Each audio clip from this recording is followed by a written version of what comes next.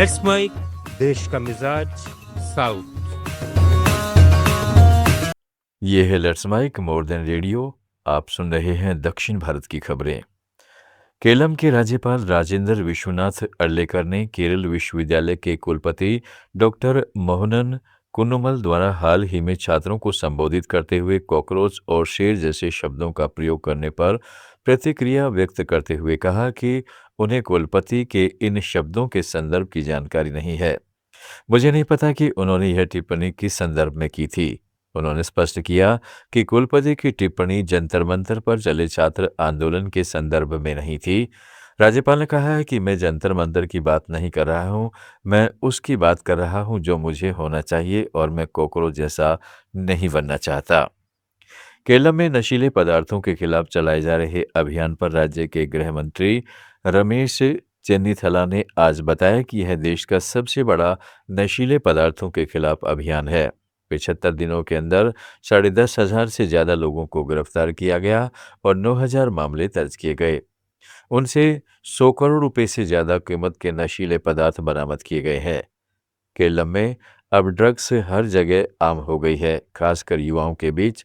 हम इस खतरे को रोककर युवा पीढ़ी को ड्रग्स से बचाना चाहते हैं। It is the biggest narco hunt in the country. More than 10,500 people were arrested within 75 days, and 9,000 cases were registered. More than 100 crores these narcotic substances have been recovered. Neuro संबंधी विकारों के उपचार की नई उम्मीद जगाते हुए केरलम के शोधकर्ताओं ने शरीर के सूक्ष्म जैविक वाहकों का उपयोग करने की एक पेटेंट विधि विकसित की है, जिससे तनाव की स्थिति में मस्तिष्क कोशिकाओं के संचार को बेहतर ढंग से समझने की नई संभावनाएं खुलती हैं। केरल विश्वविद्यालय के शोधकर्ताओं द्वारा विकसित यह विधि नैनोवेसिकल्स के उत्पादन और अध्ययन पर केंद्रित है। यह सूक्ष्म वाहक कोशिकाओं द्वारा स्वाभाविक रूप से छोड़े जाते हैं जब वे विशिष्ट प्रकार के तनाव के संपर्क में आती हैं। इनमें न्यूरोब्लास्ट से उत्पन्न कोशिकाएं भी शामिल हैं। तमिलनाडु के लोक निर्माण विभाग मंत्री आधव अर्जुन ने कहा है कि सऊदी अरब के पास समुद्र में हुई गोलाबारी की घटना में मारे गए एक मछुआरे का पार्थिव शरीर और 3 घायल मछुआरों को वापस लाने के लिए राज्य सरकार विदेश मंत्रालय के संपर्क में है। विधानसभा में अर्जुन ने बताया कि सऊदी अरब के अधिकारी इस मामले की जांच कर रहे हैं। सभी मछुआरे सऊदी अरब की कंपनी में कार्यरत थे। विधानसभा में मृतक मछुआरे के परिजनों को मुआवजा देने की अपील की गई है। तमिलनाडु के उच्च शिक्षा मंत्री पी विश्वनाथन ने आज विधानसभा में स्पष्ट किया कि राज्य सरकार का छात्रों और युवाओं के कानूनी अधिकारों को रोकने का कोई इरादा नहीं है। कॉलेजों में छात्रों के प्रदर्शन को लेकर जारी पहले के परिपत्र पर चर्चा के दौरान उन्होंने कहा कि राज्य में अनुशासन और कानून व्यवस्था बनाए रखने के उद्देश्य से यह जारी किया गया था।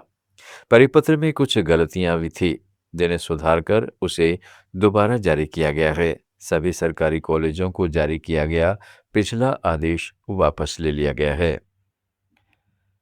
कर्नाटक के योजना एवं सांख्यिकी मंत्री बी नागेंद्र ने विपक्ष से उनके इस्तीफे की मांग पर सवाल उठाते हुए पूछा कि उन्हें अपने पद से क्यों हटना चाहिए। नागेंद्र ने आरोप लगाया कि दलित और आदिवासी होने के कारण उन्हें निशाना बनाया जा रहा है। मानववादी समुदाय उन्हें मंत्री पद पर बने रहने देना नहीं चाहता।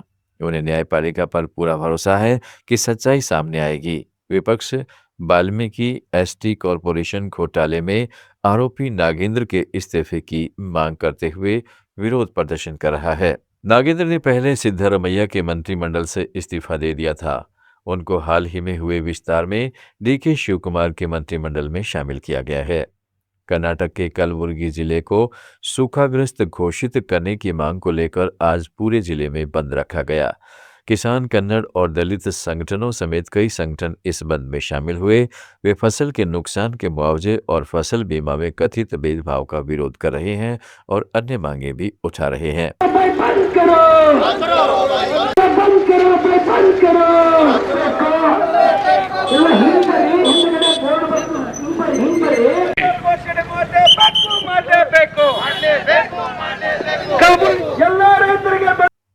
आंध्र प्रदेश विधानसभा में आज कार्रवाई शुरू होते ही अध्यक्ष ने कई पूर्व विधायकों और प्रमुख नेताओं के निधन पर शोक व्यक्त करने के लिए शोक प्रस्ताव पारित किए।